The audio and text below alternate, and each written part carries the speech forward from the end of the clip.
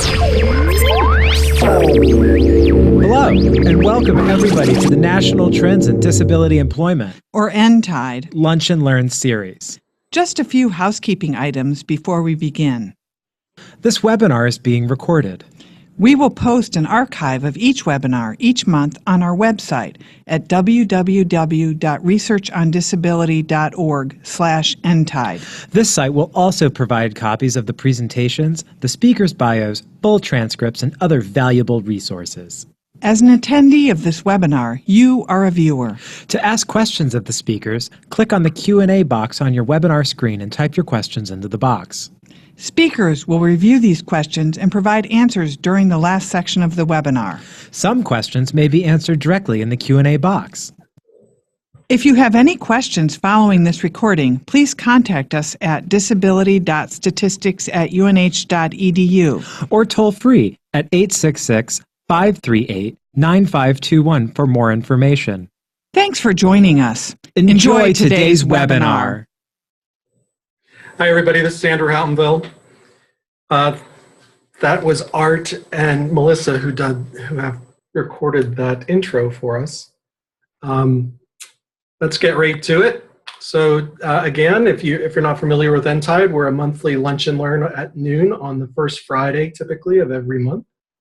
It's a joint effort of the University of New Hampshire Institute on Disability, the Kessler Foundation, and the Association of University Centers on Disability. As part of, it's also funded in part by the Rehabilitation Research and Training Center on Employment Policy and Measurement, which is funded by NTIDE, which is the National Institute on Disability Independent Living and Rehabilitation Research.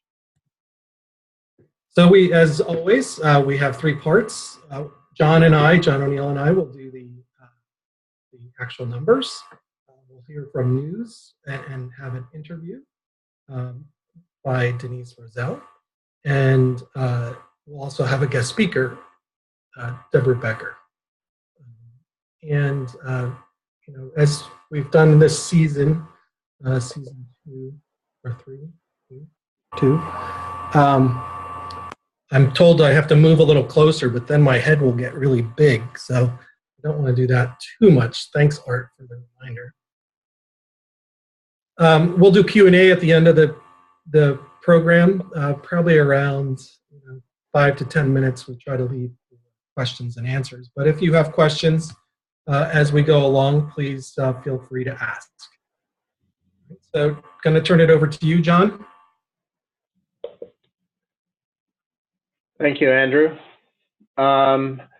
The monthly nTIDE report is basically a press release and an infographic that looks at the latest employment statistics, comparing people with and without disabilities.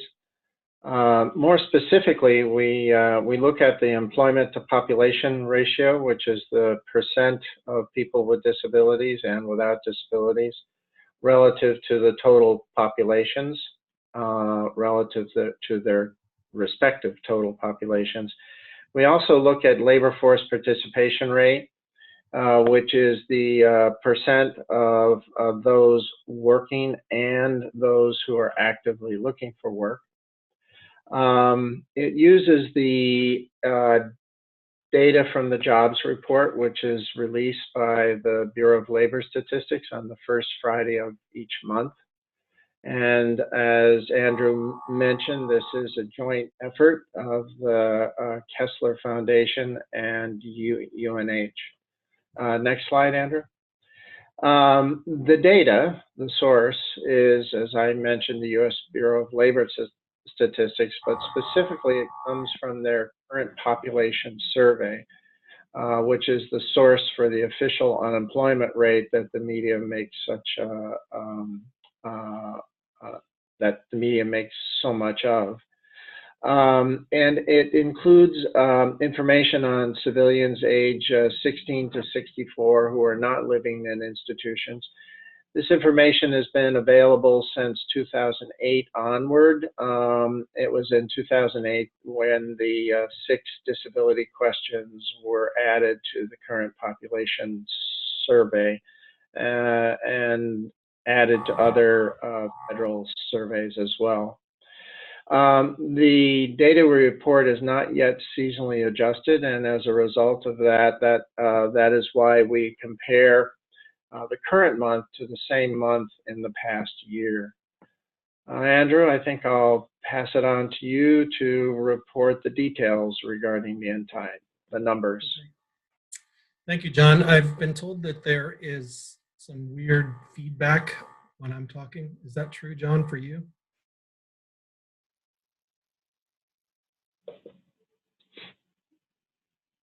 Andrew, I only heard it for you. I did not, I don't know if you're hearing that back noise from when I was speaking. Why don't I, not sure what to do about it. How bad is it?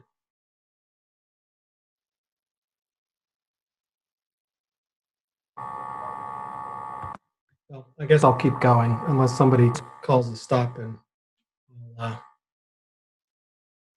try to speak clearly and slowly, just in case there's feedback. Well, we've had good news again this month, like we've had for the last 20 or so months. The employment of people with disabilities went up by 2.4 points compared to the same time last month. It's up 8.5. Right? And really, there was no change in the employment to population ratio of people without disabilities. That, again, the employment to population ratio is the percentage who are actually working out of the population. Labor force participation is not only working, but also looking for work. We saw a rise of about 1.6 percentage points, about 5% increase. And there was really no increase for people without disabilities. You've probably seen this long time trend if you've been on previous nTIDEs. And really March is very much in the same vein as the other months. You can see the Great Recession, kind of it starts a little after the Great Recession. And then we see the slow recovery. If I snap trend lines in there, you can see, the continued decline for people with disabilities lasted much longer into, around 2013, 2014. And we've really only recently seen a rise. If you look at, say, even last year's March, if you look at the dots, let's isolate the dots. So if you isolate these dots, if you look at, I'm pointing at my screen, that's probably not doing you much help. But if you look at, say, March of 2016, there's really kind of a level playing field. If you go back to 2011, you take out 2014. If you go back to 2011, it's only a very modest increase. And really this past 12 months has been the biggest increase, as long as we're looking March to March to March to March. April to April to April to April.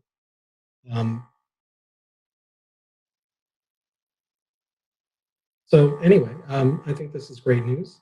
If you read the nTIDE report, you'll hear about some of the things that Kessler Foundation is doing and around employment initiatives. But now I'm going to turn it over to Denise. Again, if you have questions about these trends, you can ask at the end of the session. Terrific. Thanks, Andrew. Why don't you flip to the first slide? I'm not going to spend a lot of time on federal policy today. I sometimes do. I just want to let you know a few things that are going on to be on the lookout for, or just to know that we've talked about in the past. So the Higher Education Act reauthorization appears to be stalled for this year. It could pick up again, but as of now, I would have to guess that it's not going anywhere until next year. There is a bill that's gotten out of the committee in the House. It seems to not be moving, and the Senate has not introduced a bill yet. So stay tuned. We'll let you know what happens, but as of right now, that's not going anywhere, we don't think. Perkins, the Career and Technical Assistance reauthorization, looks like it might be at least some of it negotiated. So for those of you on the call who are really interested in Perkins, I'm going to start tracking it, trying to see what's going on, what recommendations we can make. Often folks with disabilities are not, I would say, as included as we might like them to be in the Perkins Career and Technical Assistance Bill, but I'm going to start watching that. So actually, if there's anyone on the phone who's an expert in Perkins, ship me an email or put a note in the chat box, because I'd love to talk to folks about Perkins and how it works and what you think of it and those kinds of things. Appropriations, the Senate and the House continue to work on appropriations for FY19. That would be the year that starts in October 1, 2018. We don't have final numbers for that yet, but it looks like they might actually finish it in regular order, meaning we wouldn't have this ongoing continuing resolution over and over and over again. Keep an eye on it. Money Follows I only put up because I know some of you are interested in it. It has not, there is a bill, there are sponsors on the bill. I don't know that it's going anywhere. It didn't get included in some of the past legislation that we'd hoped it would be included in. Again, keep an eye. And one of the things that I haven't talked about on this call much, and I'd like to, AUCD puts out something weekly called In Brief, and it's a brief public policy update of what happened the week before. It's got lots of links in it. It's a great way to keep track of what's going on in Washington on a variety of policy issues affecting people with disabilities.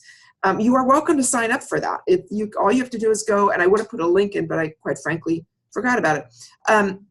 Go to the aucd.org website, and I'll put this in the chat box after my portion's done. Go to the aucd.org website, search for In Brief, and then over on the right-hand side of the page, there's a place where it says sign up. So you are welcome to sign up for it. We'd love to have more people on it. Like I said, there are lots of links. There are links to both to more information and also links to things like action alerts that you can take. So I'd encourage you to do that. Okay, next one. Now, as for the updates, next slide, Andrew. As for the policy update, for the report and other there we go, and other updates that I've caught coming out, I don't know about you guys. I'm guessing you're spending as much time on pre-ETS as I am lately and trying to figure out how it works and what VR agencies around the country are doing with it and how it can be effective and what are examples of where it's working and how it's working. So there's a new study that just came out on pre-ETS specifically, pre-employment transition services. And what I really like about it is that it's both qualitative and quantitative. They talked to 10 state VR agencies. On the qualitative part, they analyzed 7 VR agencies on the quantitative part, and it gives some real examples of what's working. So you can look at what are the challenges, and I'm sure we can all talk about what some of the challenges are. I know the VR agency's perspective on what some of those challenges are. And I have to say, I attended the CSA VR meeting, I don't know, a month ago now, here in DC, and hearing the VR agencies talk about what their frustrations are with pre-ETS really helped me to think about pre-ETS in some different ways. So I urge you to look at it. Next one, Andrew. Another one that I saw come out this month, there's a new report from the American Institutes for Research on the hidden market, the purchasing power of people with disabilities. And again, this is one that I think is just good background information. I'm a policy wonk. I see a lot of things through the policy lens. Being able to talk about disposable income of people with disabilities is a big deal for influencing policy. We're an important population. We're an important part of the market segment, important part of the economy. And so it's interesting that the disposable income for working age people with disabilities is kind of equivalent. I mean, it's within the same range, at least, for African Americans and for Hispanic Americans. I thought that was fascinating. And again, this is one of those that I think is an interesting piece to get some interesting factoids out of, little data points that you can use in other places. So I send that one along to you as well. Next one, Andrew. Job Corps, one of the other things I look for when I'm looking for things to highlight for you folks are things that you might not see anyway. I mean, obviously, you're going to be looking at a variety of research articles out there that are very specific to disability. And this one, I wasn't sure that would be something that you all, I don't know, maybe you've seen it, but it just came out. It's an external review of Job Corps by Mathematica. And what's interesting about it, for me at least, is it obviously Job Corps targets disconnected youth. Now, obviously, we also know how many of those disconnected youth are likely to be people with youth with disabilities. We know that from other data. And this, it did an evidence scan, it did an evaluation, recommendations for future research and evaluation, promising practices that Job Corps might consider in the future. Those were the purposes, and that's what they looked at. Again, I think there are things in here, just like when we talked about Promise and had someone from Wisconsin Promise on as a speaker a couple of months ago. I think all of these things fit together, particularly where you're talking about youth, because so many youth are youth with disabilities who also fit within that other constellation of disconnected youth or disadvantaged youth or whatever other word you're using.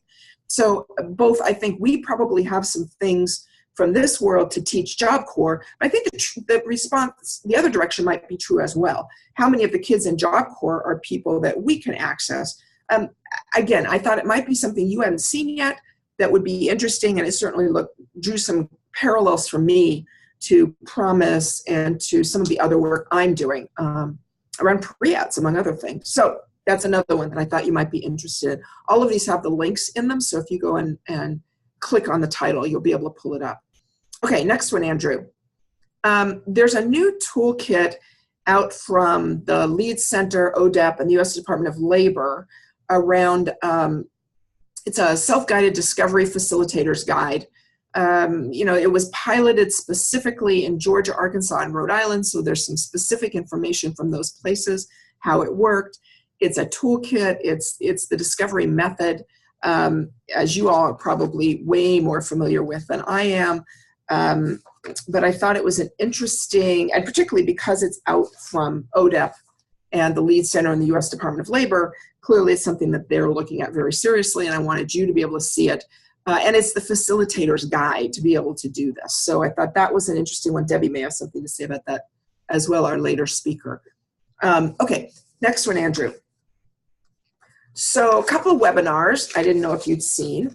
The first one from the National Organization on Disability. They do this every year when they get the findings from their Disability Employment Tracker. So this is their new one. It's on May 10th from 1 to 2.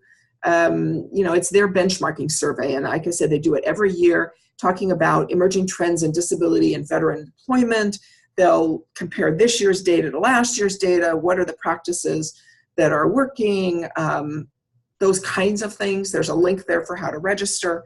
I know somebody from our office is going to be on it. Next one, Andrew. So there's another webinar.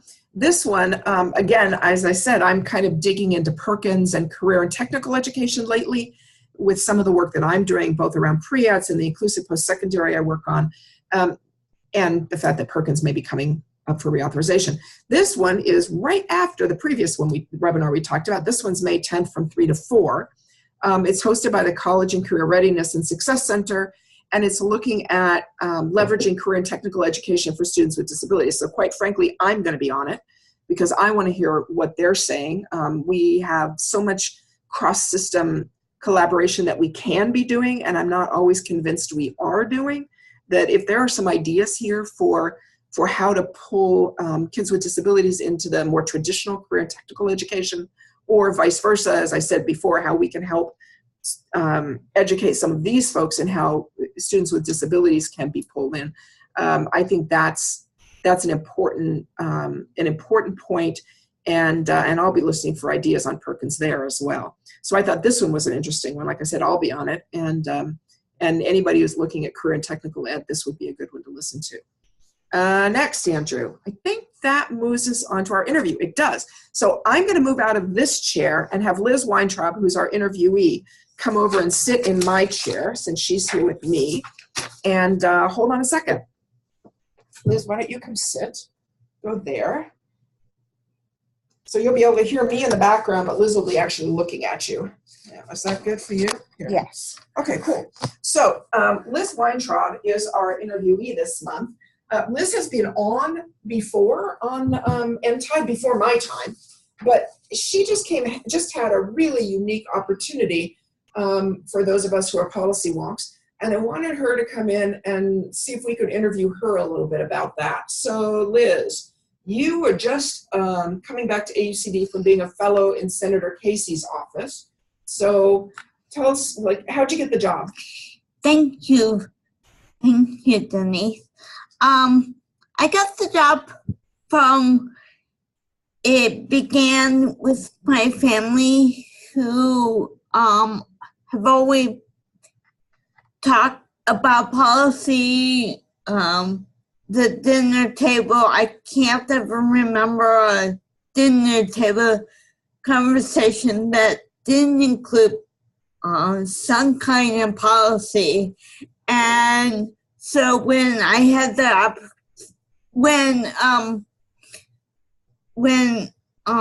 I had the opportunity to talk to Andy and Prado about this, I should back up by saying that when I talked to my parents about what I wanted to do, and this was when I was probably 18 or 19 years old, and I said I wanted to be a lobbyist, and they looked at me like I had 3 heads.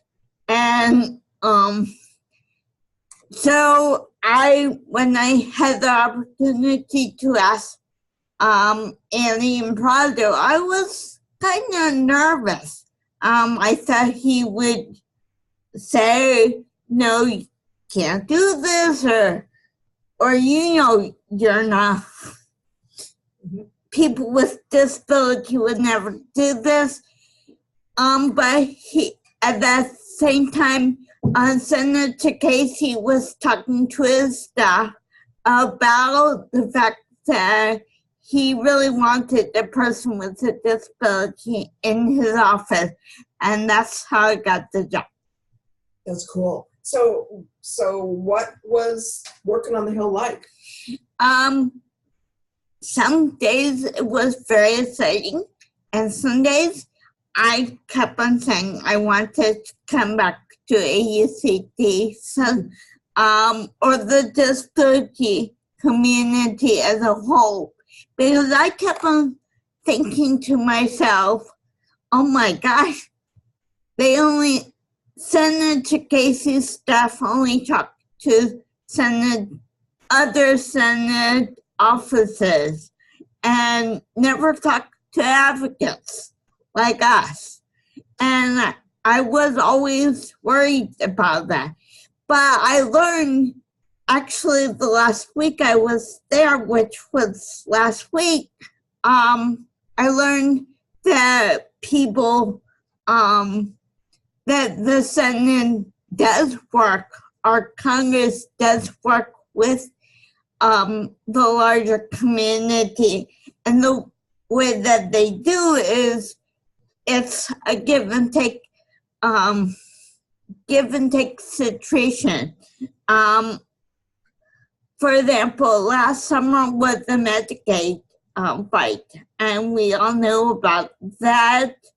And the disability community came in and said, you know, we would like you to do something about this. And the Farm Bill is just happening, and it's about aging and other issues that we don't talk, that isn't involving employment per se. And but that's a big issue right now. So the Senate has asked for help in that way. So it's like a give and take situation. So Liz, tell me what was the hard part of, because you've said to me that it was kind of a mixed bag working on the Hill. So that's kind of the good part and some of the things you learned. What were the hard parts? The hard part was I needed to learn how to be quiet. I could not share things, and to this day I still can't share conversation that I hear from from groups. There's a group in several members of Congress, I should say several offices of Congress who work on disability issues, and they talk about strategies and other kinds of issues. And if I went back to Andy and Prada or even Denise or someone on this call and say, guess what I learned from this meeting, then they would not like that because they're not free to talk. It is hard. I have said to Liz earlier, I thought that would be hard for me to do too, to learn how to not to be quiet.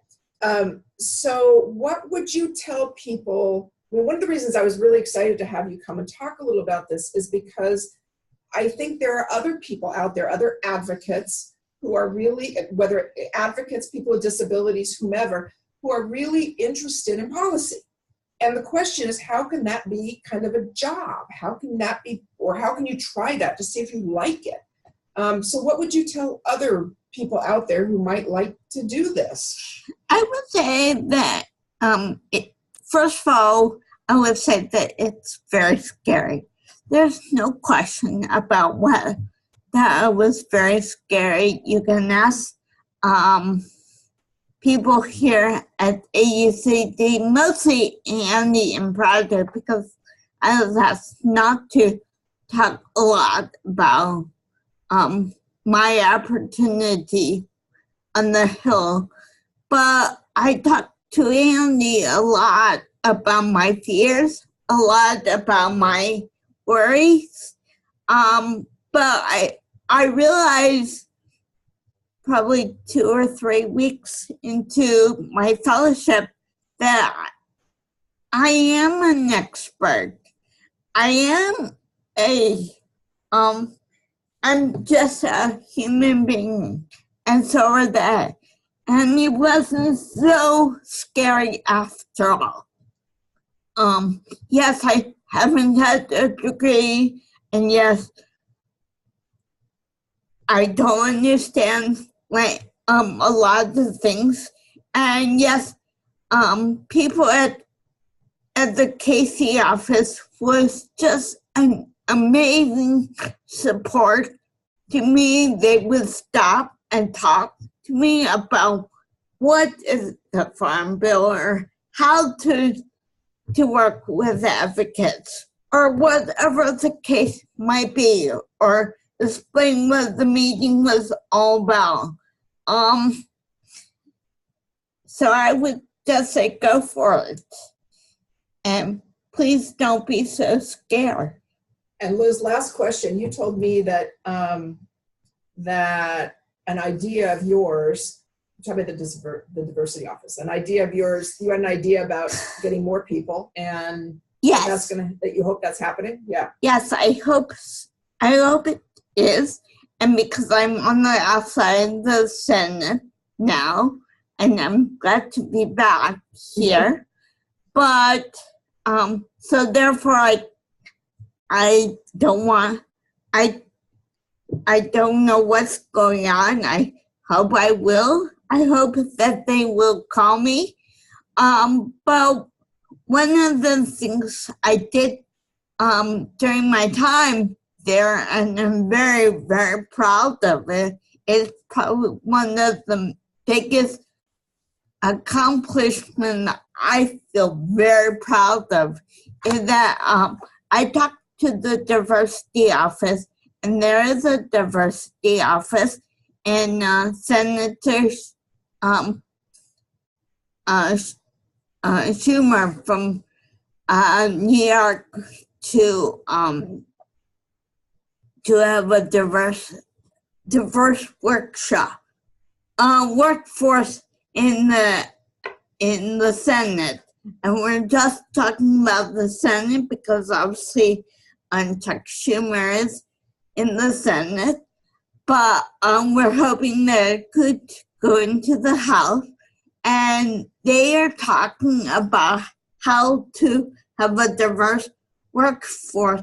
And before I came, all they were talking about is race and ethnicity, but diverse. And I came and said, well, what about people with disabilities? And mostly people with, I would like people to see people with cognitive disability who might not have a lot of degrees or whatever. And so they said that they're working on it. When I said goodbye to people, the director said this is a high priority for them, and we'll see. Thanks, Liz. That's fabulous. I'm going to switch back so that I can introduce Debbie. And Thank you. Thank you. So, and I should have said earlier that Liz is the host of Tuesdays with Liz. So you can also go and Google that, and you'll get a whole bunch of interesting interviews that Liz has done with a variety of people around as part of her AUCG job. So just go Google it. Okay, so next slide, Andrew. So Debbie Becker is our guest speaker today. Debbie is Research Senior Associate and Director for International IPS Learning Community at the IPS Employment Center, the Rockville Institute at Westat. She has more than 34 years of experience developing, researching, training, and consulting on individual placement and support, the evidence-based practice of supported employment. She was Director of Supported Employment at the Dartmouth Psychiatric Research Center for over 25 years. And since May is Mental Health Awareness Month, we thought her expertise would be especially relevant for you folks to hear today. So Debbie, I'm going to hand it over to you. Okay, thanks very much. I'm going to try to cover briefly 3 areas. And the first one is just an update of what IPS is, and we can go to the next slide. There we go. And I'm going to talk about a mechanism for expanding IPS services and sustaining them. And lastly, I'm just going to tell you a little bit about a Social Security study that we are running, supported employment demonstration. I'd also like to say that I use this term IPS, individual placement and support, over supported employment because the term supported employment is a general term and it's used differently by different systems. And I think it's caused a lot of confusion in the field. So we've gone back to using IPS, standing for individual placement and support. Next slide.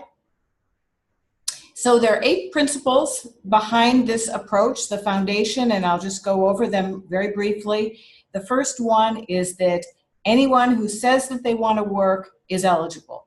And let me also say that this was, this intervention was developed originally for people with serious mental illness who had not been given the opportunity to go to work. And they were screened out of traditional services, being not ready to go to work, having too many symptoms, having problems with alcohol and drug use, maybe history of being in the criminal justice system, being homeless, these kinds of things.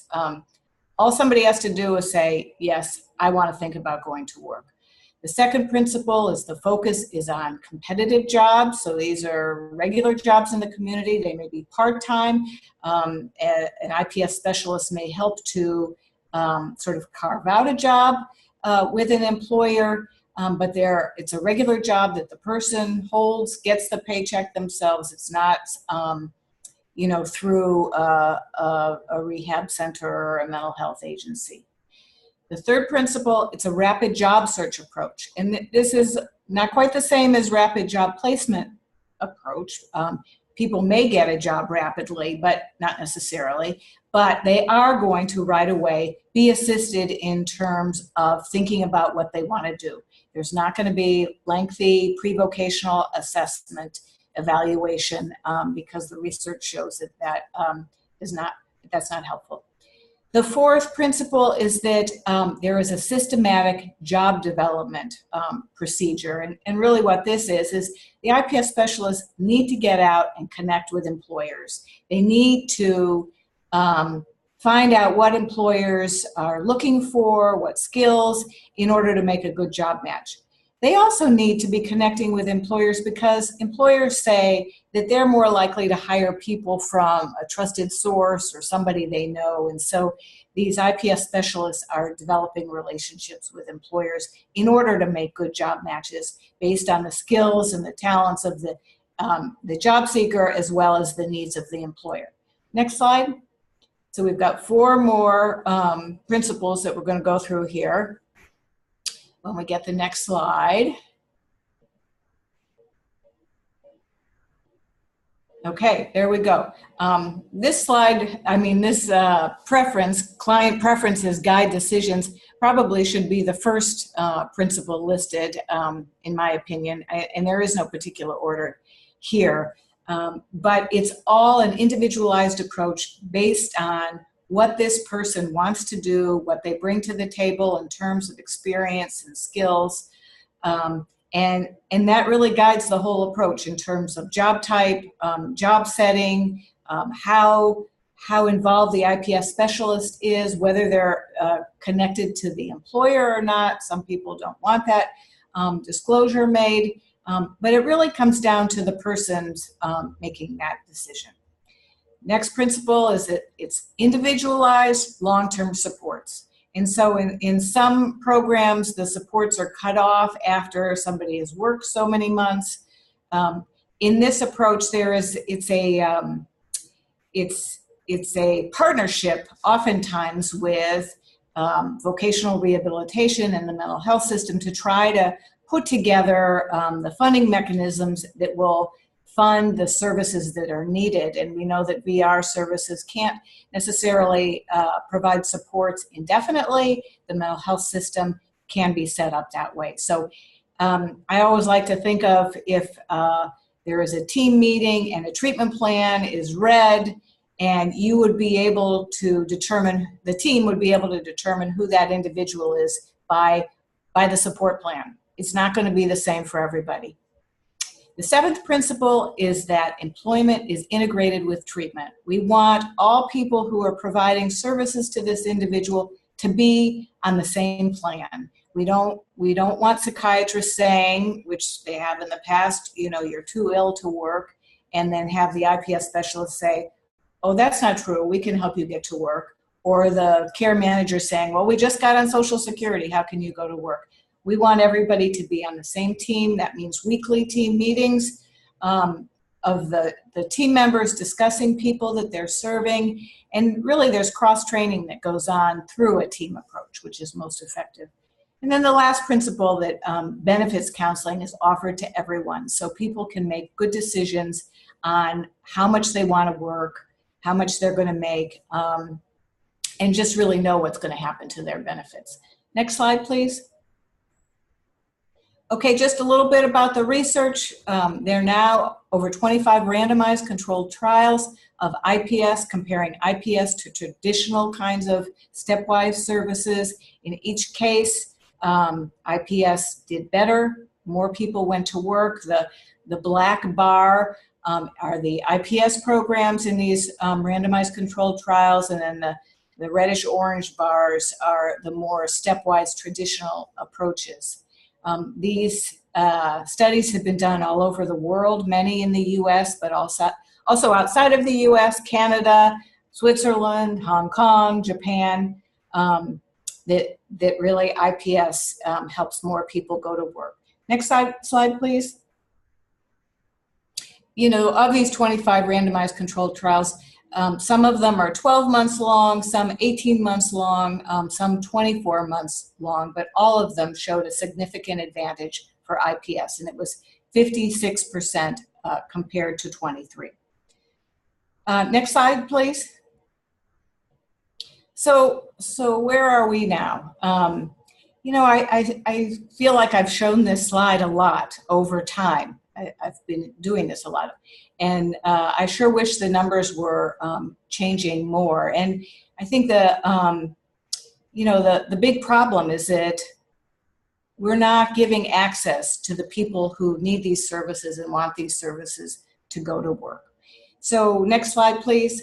So our center has, over time, developed what is now called the IPS learning community as a mechanism, a strategy to try to increase access systematically, originally across the US and then now in other countries, to provide these services for people and help sustain these services.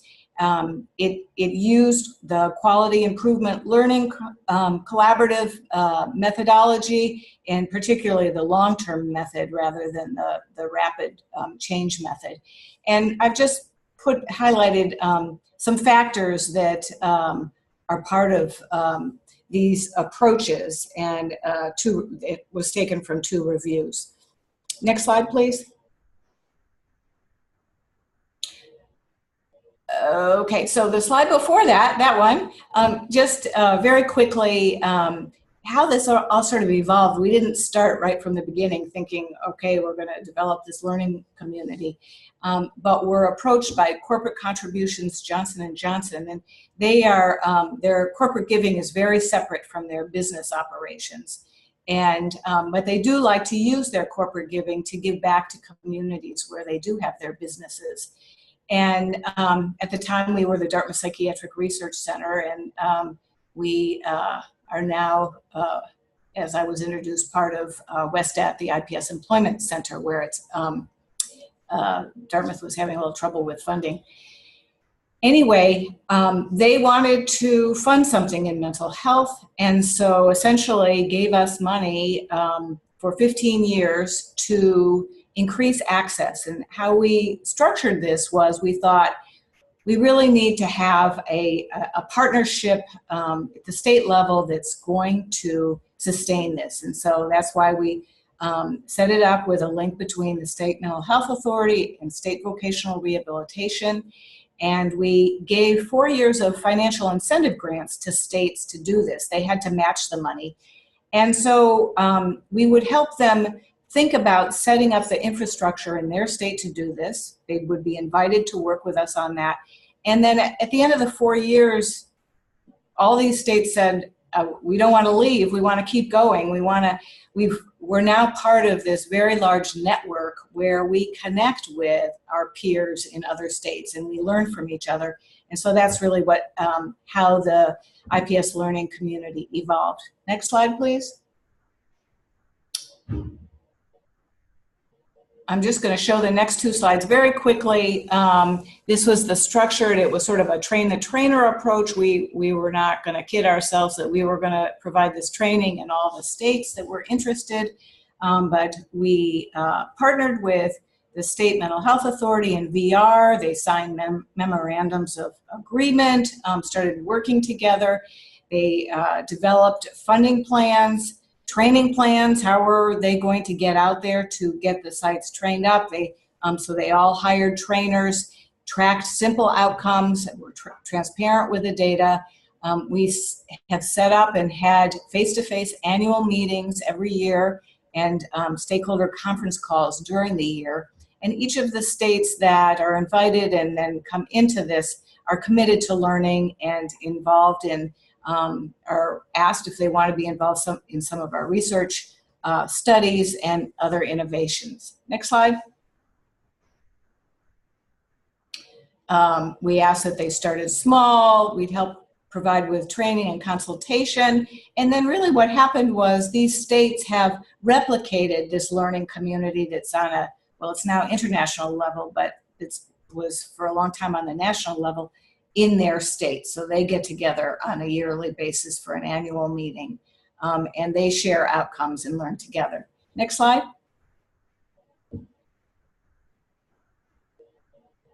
So here we are. We've got, we started with 3 sites in 3 states back in 2001.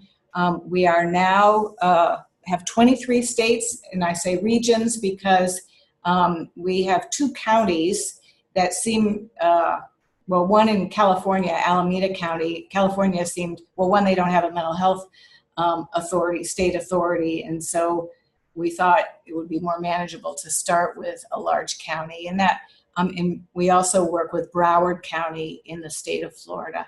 And we'll be expanding to other counties in Florida as well. But there you can see all the states, and maybe you are coming from some of those states. And then we started to expand internationally, and you see the 4 countries that we're working with now.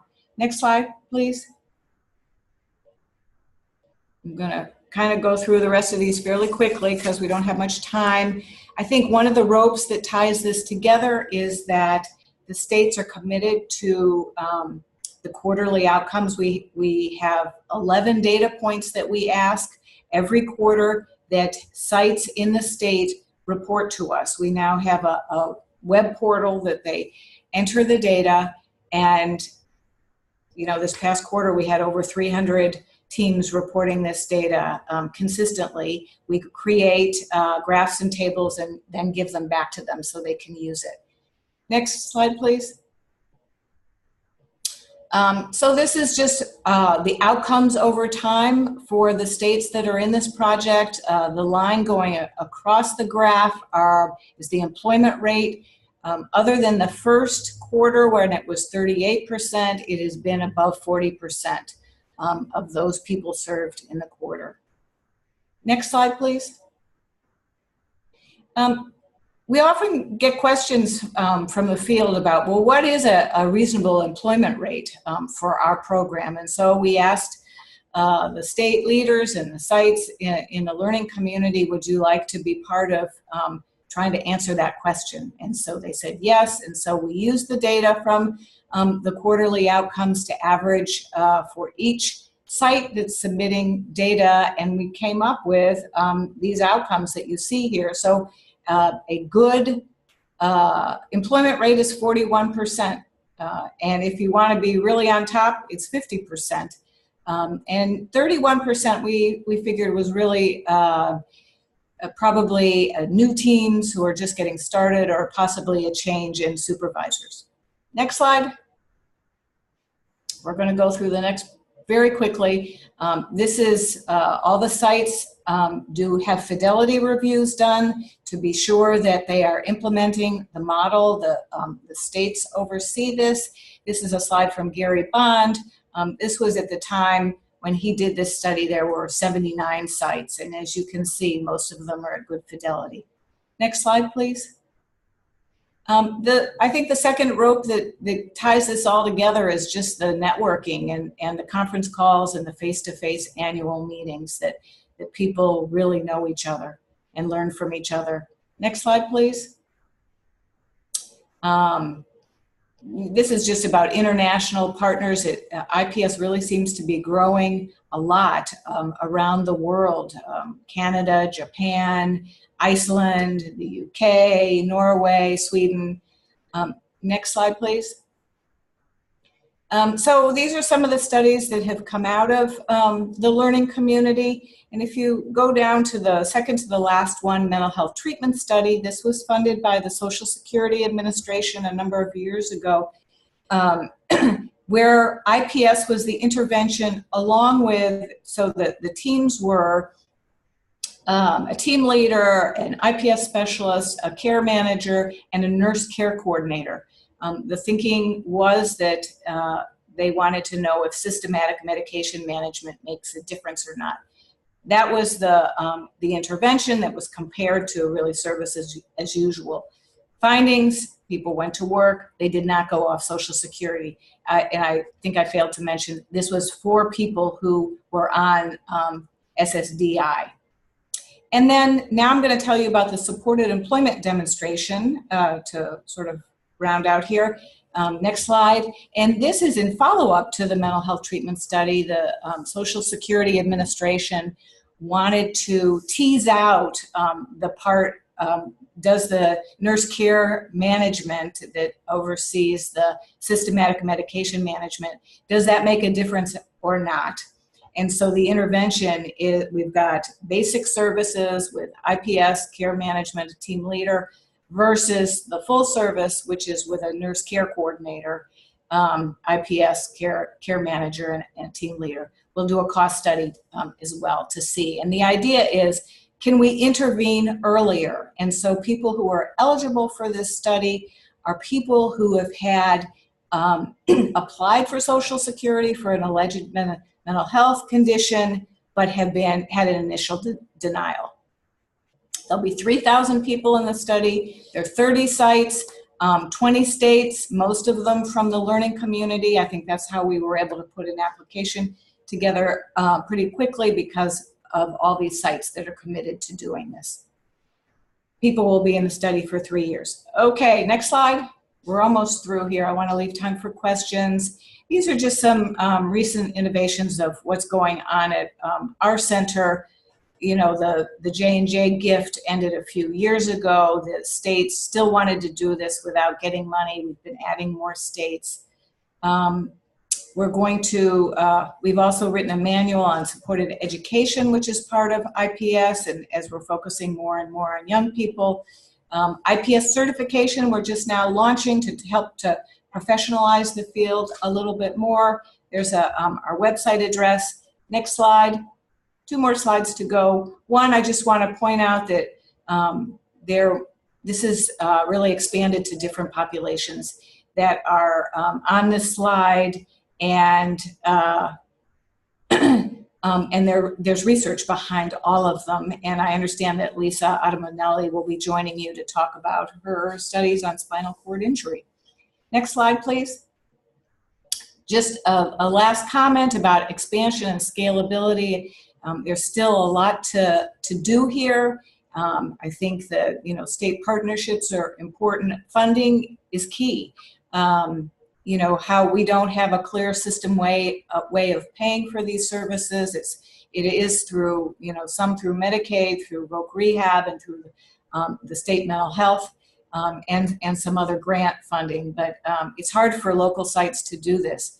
Training, that's a costly resource. Important to track outcomes. Program fidelity, again, is, you know, if you expand statewide, that's a resource. And thinking about the workforce, that we have more of these program training in academic institutions. The IPS specialists, they're not well paid, and there's a lot of turnover. Advocacy somehow is always important, and I think we need to do more with families and peers stepping up to saying that, yes, indeed, employment and education are part of recovery from these illnesses. And then lastly, that to think about employability as an expected outcome of mental health treatment, and that clinicians sometimes don't believe in this and think that it might make matters worse for people, but when they see people go to work, they see the difference. And I think I just have the closing slide. One more slide, then we'll have questions. Oh, okay, that's it. I'm all set. Open for questions. Okay, we have one question from someone who used the chat function. And I'll try to make it more general. So the question is, how does an individual that needs help with employment get access to IPS services in Texas? Yeah. And I would expand that to other states that may not have a system in place. Right. Well, Texas is actually working towards implementing IPS. You can always call the state mental health department and ask to talk to the employment person and say, where are the IPS services in Texas? There are some. Most of IPS has been implemented in mental health agencies, but some separate independent psych rehab providers.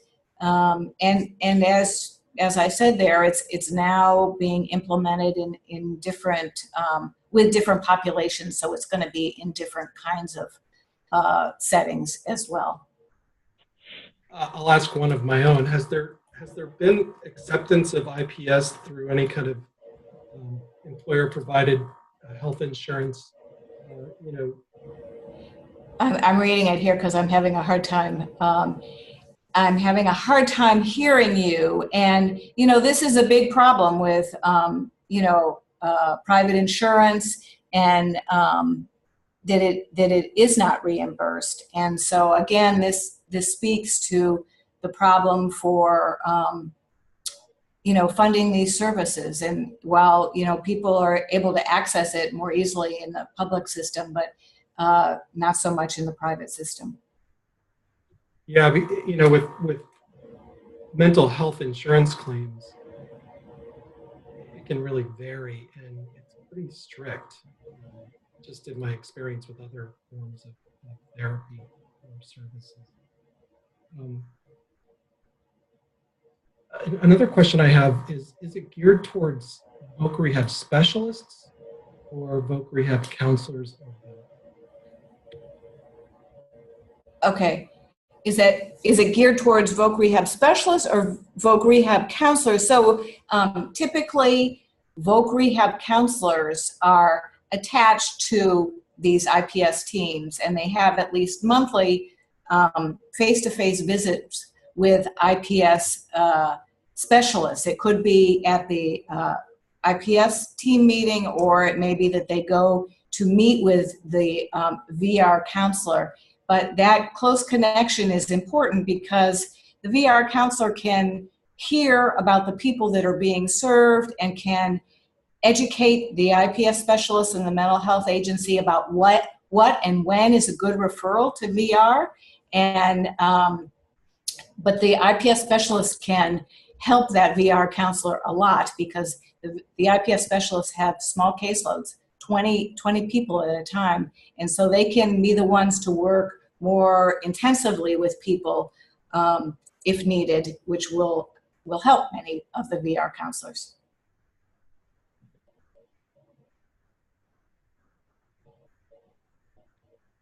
I'll keep asking questions just in looking to see if there's another one on the Q&A. One question I have, you had mentioned it about the market and how well paid the specialists are. Is there any kind of sense of what kind of background the specialists have? Are they coming from counselor education? Okay. Area?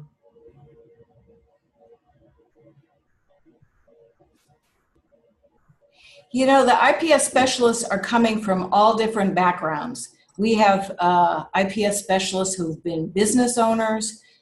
We have people who have come out of counselor training. But then there also, it's a career ladder for people, and it may be somebody who has worked in the mental health agency as a housing specialist, sometimes as a care manager, and then seeing this as a career ladder. Some agencies pay IPS specialists more than some of the other positions. But I know some universities do have, rehabilitation counseling programs. I'm a CRC, so I went through them too. But it's a big range of training backgrounds for the IPS specialists. And what's most important in my mind is that these people who are specialists understand that people can and want to work. And their job is to figure it out and help them think about it and be creative and positive and look at people's strengths, which is not always the case. And sometimes you can't even teach that. But the mental health team can help teach about mental illness and symptoms, those kinds of things, but really being positive in the job search and willing to connect with employers, possibly to at least know the labor market and what's out there to educate the people who are receiving these services. Great, thank you. Well, that brings us to our end. Thank you, Deborah, for talking with us. Again, all of Deborah's information and the PowerPoint slides with all the links will be provided on our website, Research on Disability, /.org/ like Bob Dole, Research on Disability.